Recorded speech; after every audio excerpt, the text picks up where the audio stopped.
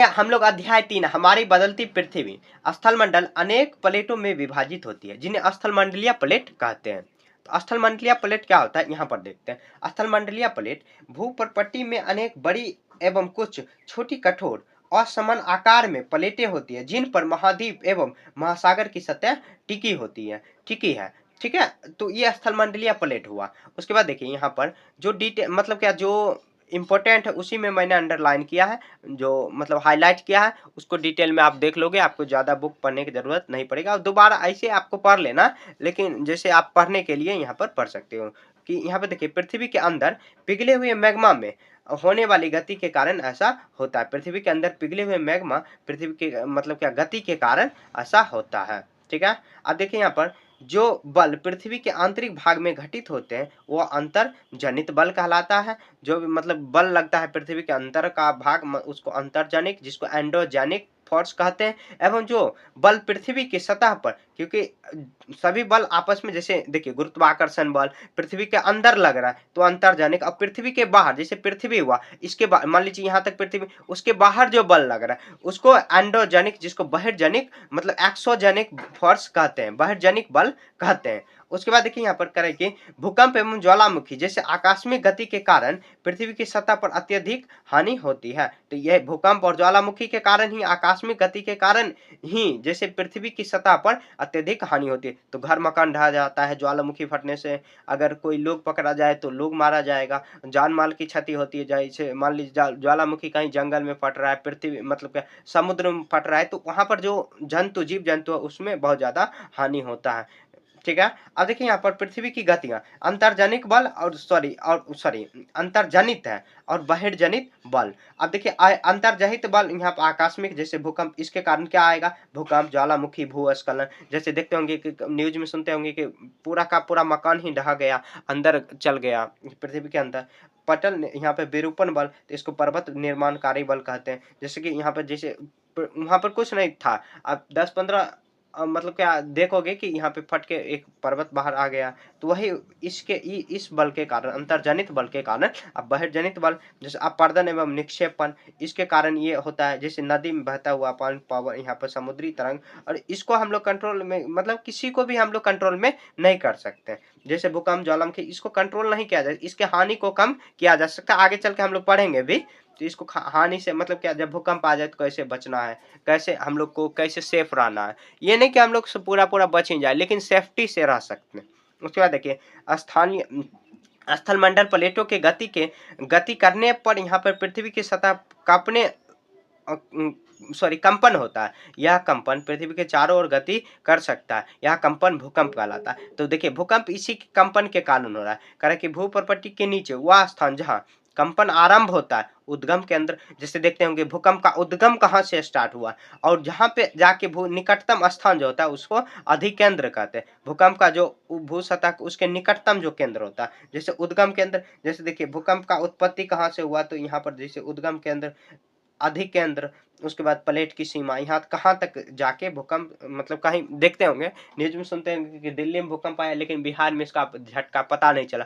तो भूकंप ये नहीं कि जैसे उद्गम वहीं कहीं से स्टार्ट हुआ होगा और जाके अंत में मतलब उसका जो आसपास का जो क्षेत्र है उसको प्रभावित किया, या उसका पता चला कि ऐसे भूकंप यहाँ पर आया है, लेकिन और जगह ज्यादा नहीं पता चला, पता चला होगा लेकिन ज्यादा नहीं चला होगा। जो ध्यान रखे होंगे उनको पता चला। अब देखिए यहाँ पर करा भूकंप की भविष्यवाणी संभव नहीं है, भूकंप की भविष्यवाणी संभव नहीं है, लेकिन यदि हम पहले से तैयार हो तो इसके प्रभाव के निश्चित रूप से कम किया जा सकता है। और मान लीजिए मकान एकदम मजबूत बनाया हुआ है तो भूकंप ज्यादा अगर झटके सह सकता है, नहीं तो ढह जाएगा, हम लोग मारे जाएंगे। और जैसे भूकंप हुआ, बड़े बड़े बिल्डिंग ढह जाता है भूकंप, जैसे गुजरात में भूकंप द्वारा विनाश, इतना विनाश हुआ था भूंज के एरिया में, आगे हम लोग पढ़ेंगे भी। उसके बाद यहाँ पर करा स्थानीय लोग कुछ समान तरीके से, जो हम लोग जैसे हमारे दादा परदादा इस तरह अंदाजा लगाते थे भूकंप आने वाला है। करा जानवरों के व्यवहार का अध्ययन, देखते हैं भूकंप में अचानक जैसे जानवर को हम लोग से पहले से ही अंदाजा, मछलियों तालाब में मछलियों की उत्तेजना, इधर से उधर घूमते रहेगा, सांपों में धरातल पर आ जाना, सांपों का धरातल पर आ जाना, तो ये सब मतलब एक साइन होता है कि भूकंप आने वाला। जैसे देखिए यहाँ पर भूकंप का जो यहाँ पर दिया हुआ, भूकंप का मापन एक यंत्र से किया जाता है जिसे भूलेखी कहते हैं, जिसको रिक्टर स्केल भी कहा जाता है। उसके बाद भूकंप की तीव्रता रिक्टर स्केल से मापी जाती है। इसकी तीव्रता मापने के लिए जो रिक्टर स्केल होता है, मतलब स्केल होता है मापने के लिए, तो जैसे हम लोग थर्मामीटर से मापते हैं तापमान, जैसे बुखार लगता होगा थर्मामीटर से मापते हैं, उस तरह रिक्टर स्केल से मापा जाता है। कारण जिस भूकंप की तीव्रता 2.0 अथवा उससे कम होते उसका प्रभाव नहीं के बराबर होता है। जिस भूकंप की तीव्रता 5 पॉइंट मतलब या 5 से अधिक, वह वस्तुओं को गिरने में क्षति पहुंचा सकता है। वस्तु गिरेगा, क्षति पहुंचेगा। जिस भूकंप की तीव्रता 6 व अधिक क्षति होती है और बहुत शक्तिशाली एवं जिसकी तीव्रता 7 अथवा अधिक होती है, तो वह सर्वाधिक शक्तिशाली समझा जा सकता है। तो भूकंप का तीव्रता इसी तरह मापा जाता होगा। आप न्यूज में सुनते होंगे कि भूकंप का मतलब क्या, कितना तीव्रता, तो 6.5 आया। उसके बाद मतलब 6.5 का मतलब मॉडरेट समझना है कि अधिक हानि नहीं होगा, मतलब हुआ होगा और नहीं भी हुआ होगा। तो ये इतना इतना समझना, अगर मजबूत बनाया हुआ तो नहीं होगा। क्योंकि देखिए गांव गांव में कम ही मतलब भूकंप का क्षति, क्योंकि वहां पे बड़ा बड़ा बिल्डिंग नहीं होता। अब गांव में भी बनने लगा है, लेकिन शहरों में बहुत ज्यादा बड़े बड़े बिल्डिंग बना जाता है, वो उसका गिरने का चांस ज्यादा होता है। टावर हुआ, ये सब हुआ, जैसे वहाँ पे ओवर ब्रिज, पुल इतना बड़े बड़े सब रहता है, उसको गिरने का संभावना ज्यादा। अगर भूकंप मतलब कितना भी मजबूत बनाओगे, भूकंप अगर उस हिसाब से आ गया तो ढहेगा ही, मतलब गिरेगा ही। अब देखिए मुख्य यहाँ स्थलाकृति भूदृश्य पर जल, पवन एवं हिम जैसे विभिन्न घटकों द्वारा होने वाले क्षय को अपर्दन कहते हैं। अपर्दन देखते होंगे, जैसे जैसे देखते होंगे कि यहाँ पे जो जैसे वर्षा हुआ, तो वर्षा का देखते होंगे मिट्टी मतलब जो उसके धार से मिट्टी भस जाता है, या और भी कारण हो सकता है, जैसे हवा में उड़ जाए मिट्टी, यही हुआ अपर्दन। ठीक है।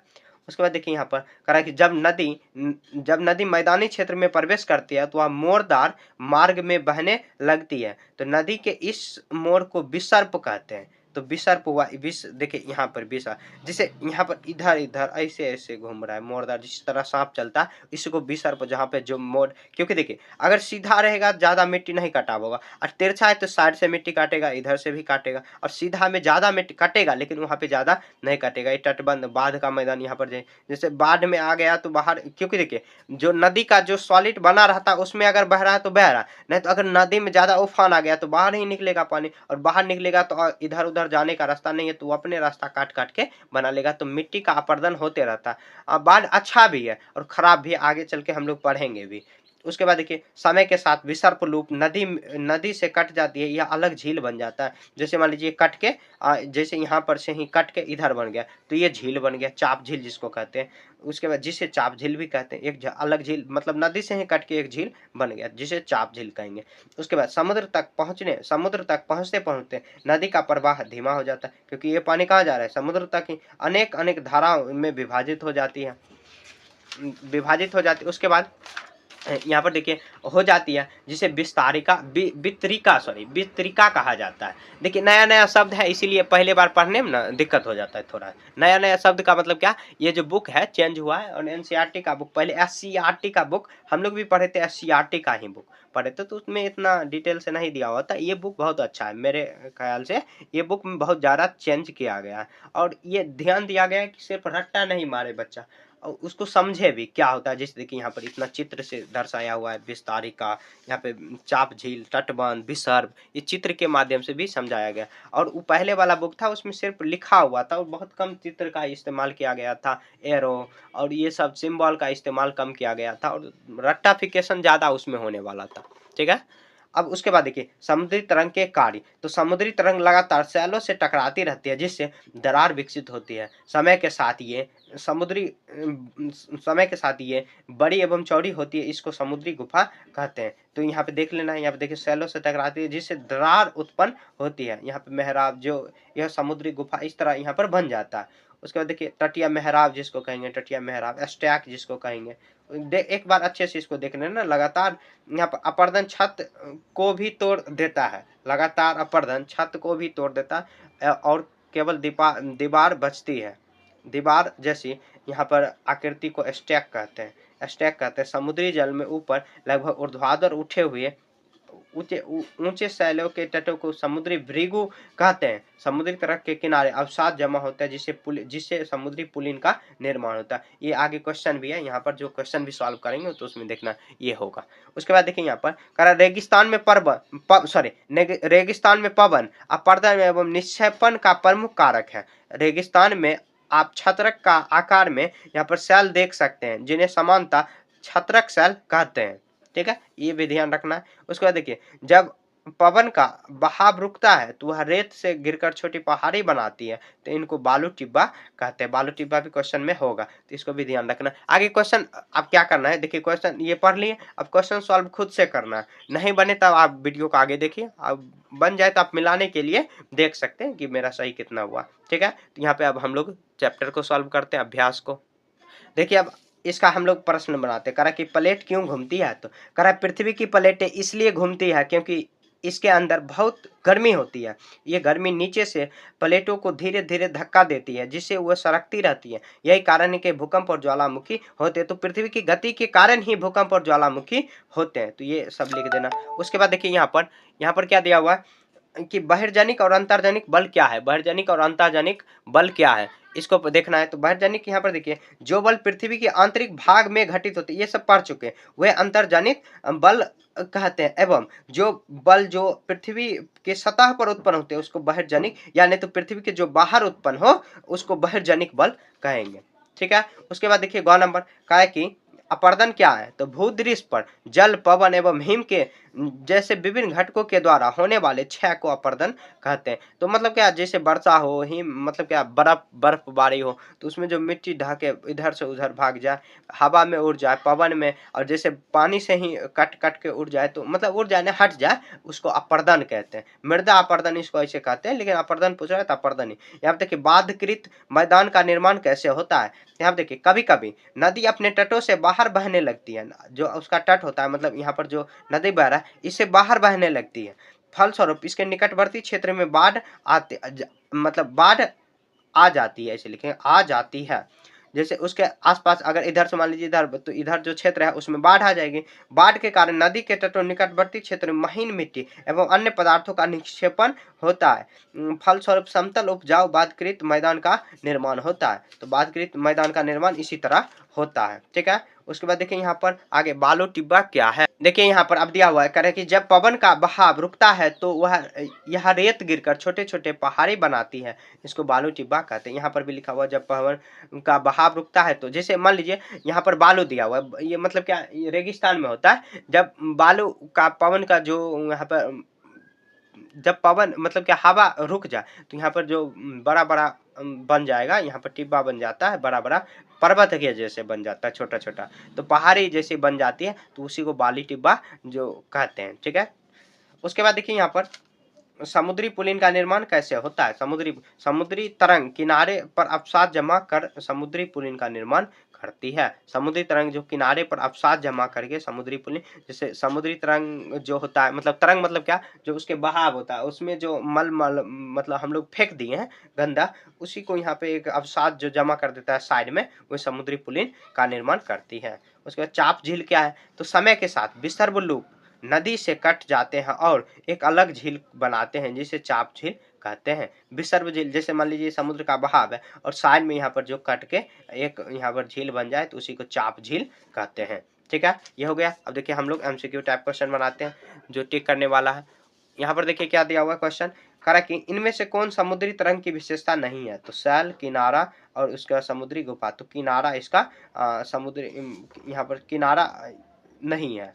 उसके बाद देखिए हिम नदों में निक्षेपण विशेषता क्या है, तो हिमोद जो है इसका विशेषता नहीं है। उसके बाद देखिए पृथ्वी की आकस्मिक गति के कारण कौन सी घटना होती है, तो ज्वालामुखी की घटना होती है। उसके बाद देखिए छत्रक सेल पाई जाती है, तो कहाँ पाई जाती है, तो रेगिस्तान में। यहाँ पर देखिए हम लोग पढ़े थे ये वाला। उसके बाद चाप झील यहाँ पाई जाती है, तो कहाँ पाई जाती है, तो यहाँ पर नदी घाटी में पाई जाती है। ठीक है, अब देखिए मिलान कराने वाला है। मिलान कराने वाला थोड़ा आपको देखने में दिक्कत हुआ होगा। यहाँ पे देखिए हिमनद, तो बर्फ की जो नदी होगा उसको हिमनद कहा जाता है। उसके बाद विसर्प क्या होता है, कठोर समतल, यहाँ पे शैल कहा जाता है विसर्प को। उसके बाद देखिए यहाँ पर पुलिन क्या होता है, तो पुलिन यहाँ पे नदियाँ लिख सकते हैं, समुद्री तट ऐसे पुलिन को कर सकते हैं। यहाँ पर शायद गलती से लग गया होगा, इसको आपको काट के देना, ये समुद्री तट हो जाएगा। उसके बाद देखिए यहाँ पर बालू टिब्बा क्या होगा, तो रेगिस्तान में होगा। जलप्रपात क्या होगा, तो छत्रक शैल कह सकते हैं इसको। और उसके बाद भूकंप क्या, तो पृथ्वी के कंपन के कारण हो जाएगा। ठीक है, तो ये हो गया 2 नंबर, 3 नंबर हो गया। अब देखिए कारण बताइए, इसको हम लोग भी देख लेते हैं। अब देखिए क्वेश्चन नंबर 4, कारण बताइए। कुल शैल छत्रक के आकार में होते हैं, तो यहाँ पे देखिए कुछ शैल छत्रक के आकार में होते हैं क्योंकि पवन शैल की ऊपरी भाग की अपेक्षा निचली भाग को आसानी से काटती है। पवन शैल जो होता है ऊपरी क्षेत्र के मतलब के ऊपरी भाग के अपेक्षा निचली भाग को आसानी से काटती है, इसलिए ऐसी शैल के आधार पर संकीर्ण एवं शीर्ष विस्तृत हो जाते हैं। ठीक है, उसके बाद देखिए ख नंबर में देखिए यहाँ पर करा कि बाढ़कृत मैदान बहुत उपजाऊ होते हैं। तो बाढ़कृत मैदान बहुत उपजाऊ होते हैं क्योंकि जब बाढ़ आती है तो नदी अपने साथ चिकनी मिट्टी या जिसको गाद बोलते हैं, जैसे देखिए पानी का बहाव होगा तो उसमें मिट्टी भी उसके साथ बहते जाएगा और पोषक तत्व लाती है। तो और ये मिट्टी खेतों में जम जाती है। जहाँ पर खेत होगा तो खेत, जैसे मान लीजिए आपके एरिया में अगर बाढ़ आता होगा, देखते होंगे, जैसे बाढ़ आने के बाद क्या होता है कि यहाँ पर बाढ़ आए तो पानी सूखेगा, तो यहाँ पर जो मिट्टी लेके आया हुआ है तो वो मिट्टी यहीं पर रह जाएगा। उसके बाद यहाँ पर खेती करेंगे तो बहुत ज़्यादा उपजाऊ होगा क्योंकि उसमें ज़मीन बहुत उपजाऊ हो जाते हैं कि उसमें पोषक तत्व बहुत ज़्यादा मात्रा में मौजूद होता है और पानी भी बहुत ज़्यादा मात्रा में मौजूद होता है। अब गौ नंबर देखते हैं। उसके बाद देखिए समुद्री गुफा स्टेक के रूप में परिवर्तित हो जाती है। तो समुद्री लहरें लगातार चट्टानों को काटती है, पहले गुफा बनती है, फिर मेहराब जिसको आर्च कहते हैं, फिर वह टूटकर स्टेक बन जाती है। पीछे भी लिखा हुआ है, आप उससे हिंट लेके बना सकते हो या ये भी आप लिख सकते हो। ठीक है, घ नंबर हो गया। घ नंबर देखते हैं, घ नंबर यहाँ पर दिया हुआ है। उसके बाद देखिए करा कि भूकंप के दौरान इमारतें गिर जाती है, तो इसका कारण बताना। करा भूकंप में जमीन तेजी से हिलती है, भूकंप आप कभी देखे होंगे तो याद होगा आपको। करा अगर इमारतें अच्छी तरह से नहीं बनी है तो वह इन झटकों को सहन नहीं कर पाती, जिससे और वह गिर जाती है। तो इमारत तो क्या, सब चीज तो गिर जाता है, मनुष्य का मतलब जान माल इतना क्षति होता है भूकंप का, तो इसका कोई ठिकाना नहीं है। ठीक है, तो ये जो 5 नंबर है क्रियाकलाप, आपको ये खुद से करना। 4 तक हम लोग यहाँ पढ़ चुके हैं। तो आपको कहीं भी इस चैप्टर में समझने में दिक्कत है तो कमेंट में पूछिए। मिलेगा नेक्स्ट चैप्टर में, तब तक के लिए जय हिंद, जय भारत।